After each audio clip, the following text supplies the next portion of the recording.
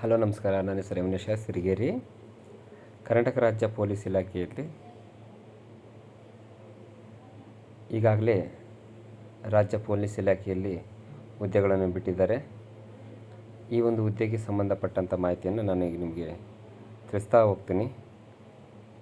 ಈಗ ನಾವು ಈ ಹುದ್ದೆಯನ್ನು ನೋಡುವಾಗ ಇಲ್ಲಿ ತನಕ ಪರೀಕ್ಷಾರ್ಥಿಗಳು ತಾವು ಇನ್ನೇನು ಕಾಯ್ತಾಯಿದ್ರು ಆ ಒಂದು ನಿಮ್ಮ ಕನಸು ನೆನಸು ಮಾಡಿಕೊಳ್ಳುವಂಥ ಸಂದರ್ಭ ಬಂದಿದೆ. ಈಗ ಕರ್ನಾಟಕ ಪೊಲೀಸ್ ಇಲಾಖೆಯಲ್ಲಿ ನಾವು ನೋಡ್ತಾ ಇದ್ದೇವೆ 3,395 ಹುದ್ದೆಗಳನ್ನು ನೇರ ನೇಮಕಾತಿಯಾಗಿ ಕರೆದಿದ್ದಾರೆ. ಈಗಾಗಲೇ ಅನೇಕ ಒಂದು ತಿದ್ದುಪಡಿಗಳಾದ ನಂತರ 5ನೇ ತಾರೀಕು 6ನೇ ತಿಂಗಳು 2026ರಂದು ಈ ಒಂದು ಹುದ್ದೆಗಳನ್ನು ಬಿಟ್ಟಿದ್ದಾರೆ. ಹಾಗೆ ಈ ಹುದ್ದೆಯನ್ನು ಅರ್ಜಿ ಸಲ್ಲಿಸುವಂಥ ದಿನಾಂಕ 8ನೇ ತಾರೀಕಿಂದನೇ ಕೊಟ್ಟಿದ್ದಾರೆ ಆನ್ಲೈನಲ್ಲಿ. ನೀವು ಈಗ ನೋಡ್ತಾ ಇದ್ದೀರಾ, ಈ ಒಂದು ನೋಟಿಫಿಕೇಷನ್ ನೋಡುವಾಗ ನೋಡಿ, ಸಂಪೂರ್ಣವಾಗಿ ನೋಡಿ. ಈ ಕರ್ನಾಟಕ ರಾಜ್ಯದಲ್ಲಿ ಖಾಲಿ ಇರುವ ಹುದ್ದೆಗಳನ್ನು ನಾವು ನೋಡುವಾಗ ಅನೇಕ ಒಂದು ಪೊಲೀಸ್ ಇಲಾಖೆಯಲ್ಲಿ ತಿದ್ದುಪಡಿಗಳು, ನಿಯಮಗಳು ಈ ಒಂದು ಜಾಗದಲ್ಲಿ ನಾವು ಕಾಣ್ತಾ ಇದ್ದೇವೆ. ಎಲ್ಲ ತಿದ್ದುಪಡಿ ನಿಯಮಗಳನ್ನು ಇಲ್ಲಿ ತನಕ ಒಂದು ಇದರಲ್ಲಿ ಅಳವಡಿಸಿಕೊಂಡು ನೋಡಿ, ಈ ನಿಯಮಗಳನ್ನು ನೋಡ್ತಾ ಇದ್ದೇವೆ ಮತ್ತು ಕಾಲಕ್ಕಾಗುವ ತಿದ್ದುಪಡಿಗಳನ್ನು ಅನುಸರಿಸಿಕೊಂಡು ಅಭ್ಯರ್ಥಿಗಳಿಂದ ಅರ್ಜಿ ಕರೆಯಲಾಗಿದೆ. ನೋಡಿ, ಆ ನಂತರದಲ್ಲಿ ಹುದ್ದೆಗಳ ಸಂಖ್ಯೆ ಕೆಳಗಡೆ ಕೊಟ್ಟಿದ್ದಾರೆ. ಇಲ್ಲಿ ಹುದ್ದೆಗಳ ಕಾನ್ಸ್ಟೇಬಲ್ ಹುದ್ದೆ, ಸಿವಿಲ್ ಹುದ್ದೆಗಳು, ಆ ಹುದ್ದೆಗಳು ಇರ್ತಕ್ಕಂಥದ್ದು ಟೋಟಲ್ ಹುದ್ದೆಗಳು 3,395 ಹುದ್ದೆಗಳು. ಅದರ ವೇತನ ಶ್ರೇಣಿ ಈ ಒಂದು ಹುದ್ದೆದಾಗ ಪಾಸಾಗಿ ನೀವು ಈ ಒಂದು ಹುದ್ದೆಯನ್ನು ಅಲಂಕರಿಸಿದ್ದಾದರೆ ಇಲ್ಲಿ ವೇತನ ಶ್ರೇಣಿ ಕೊಟ್ಟಿದ್ದಾರೆ 37,500ರಿಂದ ಬೇಸಿಕ್ಕಿಂದ 76,100ರವರೆಗೆ ನೋಡಿ. ಹಾಗೆ ನೇರ ನೇಮಕಾತಿಯಲ್ಲಿ ಪುರುಷರ ಒಂದು ಹುದ್ದೆಗಳ ಸಂಖ್ಯೆ ಇಲ್ಲಿ ಕಾಣ್ತದೆ ನೋಡ್ರಿ. ಪುರುಷರದು 2,266, ಮಹಿಳೆಯರದು 755, ಹಾಗೆ ಸೇವಾನಿರತ ಪುರುಷರದು 257, ಸೇವಾನಿರತ ಮಹಿಳೆಯರದು 82.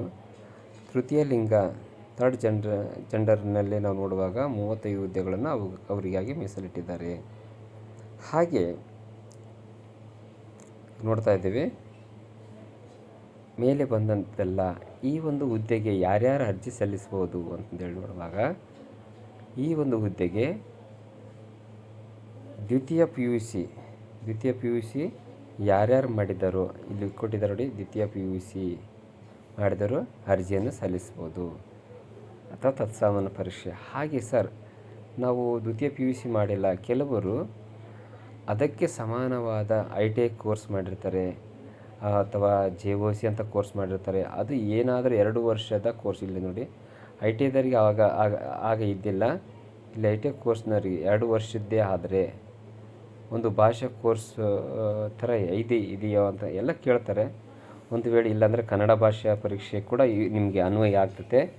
1 ವರ್ಷ ITI ಮಾಡಿದವರಿಗೆ ಈ ಒಂದು ಹುದ್ದೆಗಳು ಅನ್ವಯಿಸುವುದಿಲ್ಲ. ಮತ್ತು JOC ಮಾಡಿರ್ತಕ್ಕಂಥವ್ರು ಅದು PUCಗೆ ಸಮವಾಗಿದೆ. ಹಾಗಾಗಿ ಈಗ ಅದಕ್ಕೆ JOC ಯಾರ್ಯಾರು ಮಾಡಿದ್ದಾರೋ ಅವರು ಕೂಡ ಅರ್ಜಿ ಸಲ್ಲಿಸ್ಬೋದು. ಹಾಗೆ ಮುಂದಕ್ಕೆ ನಾವು ನೋಡ್ತಾ ಹೋಗ್ತೀವಿ. ಇಲ್ಲಿ ಕರ್ನಾಟಕದ ಅಧಿಸೂಚನೆಗಳನ್ನು ನಾವು ನೋಡ್ತೇವೆ. ಅಧಿಸೂಚನೆಗಳು ಏನೇನು ಕೊಟ್ಟಿದ್ದಾರೆ ಅಂತಂದೇಳಿ ನೋಡುವಾಗ ಇದಿಷ್ಟು ಭಾಗವನ್ನು ಸಂಪೂರ್ಣವಾಗಿ ಓದ್ಕೊಂಡು ನೀವು ಮುಂದಿನ ಮತ್ತು ಅಧಿಸೂಚನೆಗಳನ್ನು ನೋಡ್ತಾ ಹೋಗ್ರಿ. ಹಾಗೆ ನಾವು ನೋಡುವಾಗ ಈ ಹುದ್ದೆಗಳನ್ನು ನಾವು ಅರ್ಜಿ ಸಲ್ಲಿಸಲು ಇರಬೇಕಾದ ವಯೋಮಿತಿಯನ್ನು ನೋಡಬೇಕು. ವಯಸ್ಸನ್ನು ಈಗ ನೋಡಿ, ಇದರಲ್ಲಿರ್ತಕ್ಕಂಥದ್ದು ಮೇನ್ ಇಂಪಾರ್ಟೆಂಟೇ ವಯೋಮಿತಿ.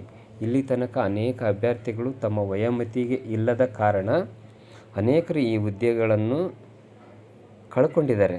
ಅವರು ಅನೇಕರು ನಾವು ನೋಡ್ತಾ ಇದ್ದೇವೆ, ಧಾರವಾಡ ಅನೇಕ ಪಟ್ಟಣಗಳಲ್ಲಿ ಹೋಗಿ ಓದ್ತಾ ಇದ್ದಾರೆ ಲೈಬ್ರರಿಯಲ್ಲಿ.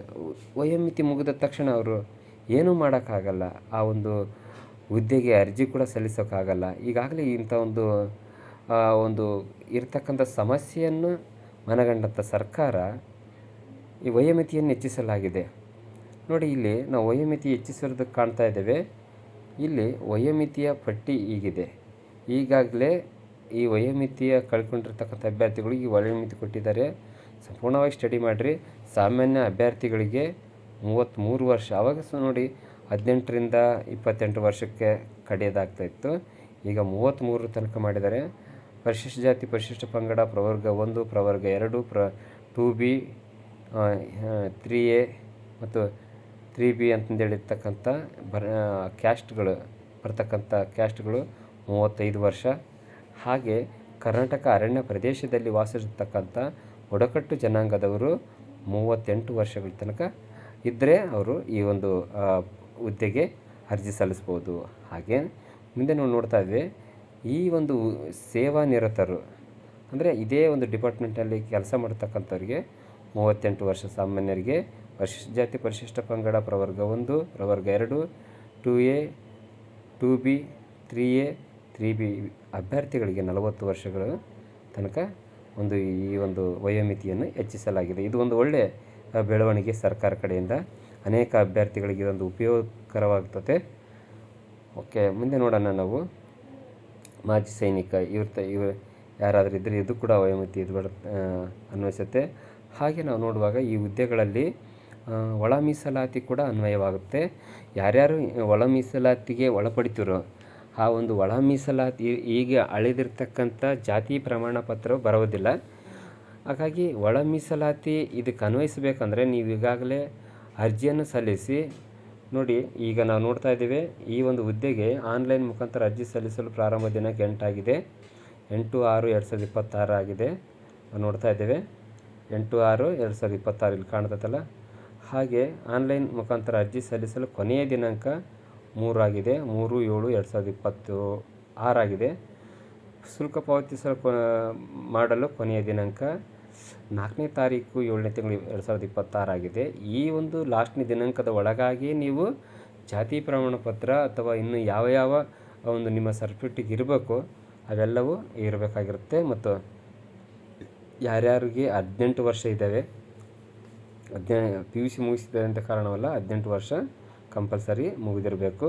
ಹಾಗೆ ಎಲ್ಲ ಸರ್ಟಿಫಿಕೇಟ್ಗಳು ಈ ಒಂದು ಅಧಿಸೂಚನೆ ಲಾಸ್ಟ್ ಡೇಟ್ ಒಳಗಾಗಿ ಮಾಡಿಸ್ಕೊಂಡು ಇಟ್ಕೊಂಡಿರಬೇಕು. ಬನ್ನಿ ನಾವು ನೋಡೋಣ. ನಾವು ಈಗ ಅರ್ಜಿ ಸಲ್ಲಿಸ್ತಾ ಇದ್ದೀವಿ ಅಂದರೆ ಏನೇನು ಬೇಕು ನೋಡಿ. ಅವ್ರು ಕೊಟ್ಟಿದ್ದಾರೆ ವೇತನ ಶ್ರೇಣಿ ಕೂಡ ಇಲ್ಲಿದೆ. ವೇತನ ಶ್ರೇಣಿ ನೋಡ್ತಾ ಇದ್ದೀರಿ ನೀವು. ವೇತನ ಶ್ರೇಣಿ ಅಂತಂದೇಳಿ ನಮ್ಮ 37,500ರಿಂದ ಅನೇಕ ಒಂದು ಹ್ಯಾಡ್ ಆಗ್ತಾ ಬಂದು 76,100 ತನಕ ನಿಮಗೆ ಸಂಬಳ ವೇತನ ಶ್ರೇಣಿ ಬರ್ತಕ್ಕಂಥದ್ದಾಗಿದೆ. ಇಲ್ಲಿ ಪಿಂಚಣಿ ಸೌಲಭ್ಯ ಸರ್ಕಾರದ ಆದೇಶ ಸಂಖ್ಯೆ FD SPL 04 PET ದಿನಾಂಕ 2025 ದಿನಾಂಕ ಅಂದರೆ ಇದು ನಿಮಗೆ 2006ರಂತೆ ಇದು ರಾಷ್ಟ್ರೀಯ ಪಿಂಚಣಿ ಯೋಜನೆ ಇದು ಅನ್ವಯವಾಗ್ತದೆ.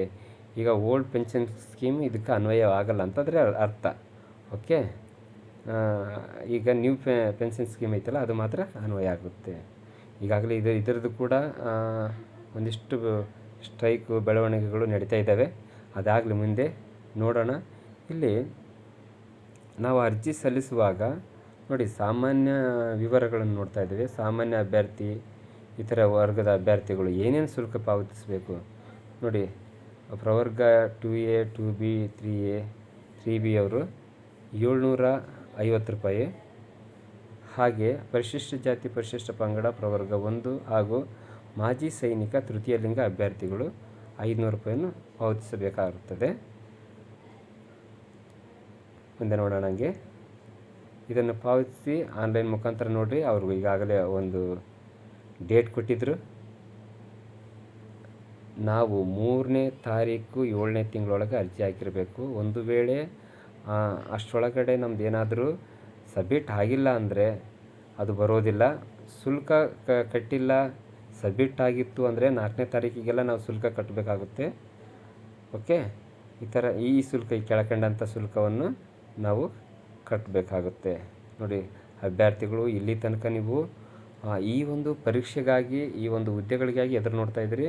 ಇದರಲ್ಲಿ ಯಾವುದನ್ನೂ ಕೂಡ ನೀವು ಮಿಸ್ ಮಾಡದೆ ಚೆನ್ನಾಗಿ ನೋಟಿಫಿಕೇಷನ್ ಓದಿಕೊಂಡು ನಿಮ್ಮ ಹತ್ರ ಇರ್ತಕ್ಕಂಥ ಡಾಕ್ಯುಮೆಂಟ್ಸ್ಗಳನ್ನು ಚೆನ್ನಾಗಿ ಇಟ್ಕೊಂಡು ಅರ್ಜಿಯನ್ನು ಸಲ್ಲಿಸಿರಿ. ಹಾಗೆ ಇದಕ್ಕೆ ಬೇಕಾಗಿರ್ತಕ್ಕಂಥ ಪಠ್ಯಕ್ರಮವನ್ನು ನಾನು ಮುಂದಿನ ತರಗತಿಯಲ್ಲಿ ನಿಮಗೆ ತಿಳಿಸುತ್ತೀನಿ. ಯಾವ್ಯಾವ ಪಠ್ಯಕ್ರಮ ಹೇಗೆಲ್ಲ ಅಭ್ಯಾಸ ಮಾಡಿದರೆ ಉತ್ತಮ ಅಂತಕ್ಕಂಥದ್ದನ್ನು ನಾನು ತಿಳಿಸ್ತೀನಿ. ಈಗ ನೀವೇನೇ ಎಲ್ಲರೂ ಕೂಡ ಈ ಒಂದು 15ನೇ ತಾರೀಕಿನ ಒಳಗಾಗಿ ಅರ್ಜಿ ಸಲ್ಲಿಸುವುದು ಉತ್ತಮ. ಯಾಕಂದರೆ ಲಾಸ್ಟಾಗಿ ಅರ್ಜಿ ಸಲ್ಲಿಸೋಕ್ಕೆ ಹೋದಾಗ ಅನೇಕ ಒಂದು ಗೊಂದಲಗಳಲ್ಲಿ ನಾವು ಉಂಟಾಗ್ತೀವಿ. ಹಾಗಾಗಿ ಅತಿ ಬೇಗನೆ ಅರ್ಜಿ ಸಲ್ಲಿಸಿ ಮತ್ತು ಚೆನ್ನಾಗಿ ಓದಿಕೊಡ್ರಿ. ನಿಮ್ಮ ಕನಸಿನ ಹುದ್ದೆಗಳು ನಿಮ್ಮದಾಗಿರಲಿ. ಎಲ್ಲರಿಗೂ ಕೂಡ ಧನ್ಯವಾದಗಳು.